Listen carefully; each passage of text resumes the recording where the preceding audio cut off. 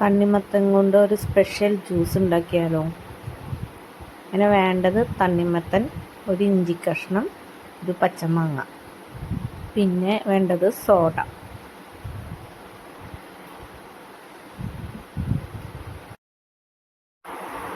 മാങ്ങ ചെറിയ പീസുകളാക്കി ഒരു ചെറിയ ഇഞ്ചി കഷ്ണം ക്ലീനാക്കി വെച്ചിട്ടുണ്ട്. ഇതെല്ലാം കൂടി ജാറിലേക്ക് ഇനി ഇടാം. ജാറിൽ ആദ്യം നമുക്ക് തണ്ണിമത്തൻ ഇടാം. അതിട്ടതിന് ശേഷം നമുക്ക് പച്ചമാങ്ങ, ചെറിയൊരു ഇഞ്ചി കഷ്ണം ഉണ്ട്, അതും കൂടി ഇടാം.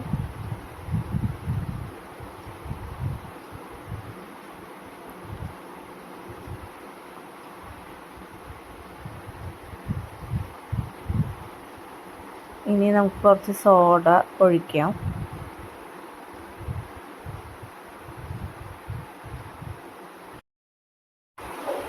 കുറച്ച് പഞ്ചസാര ഇടാം. എന്നിട്ട് നമുക്ക് ബ്ലെൻഡ് ചെയ്തിട്ട് അരിച്ചെടുക്കാം അരിപ്പയിൽ. ഒരു ഗ്ലാസ്സിൽ ഒഴിച്ച് നമുക്ക് അമ്മാമ്മയ്ക്ക് കൊടുത്തു നോക്കാം. അഭിപ്രായം എന്താ പറയാൻ നോക്കാം.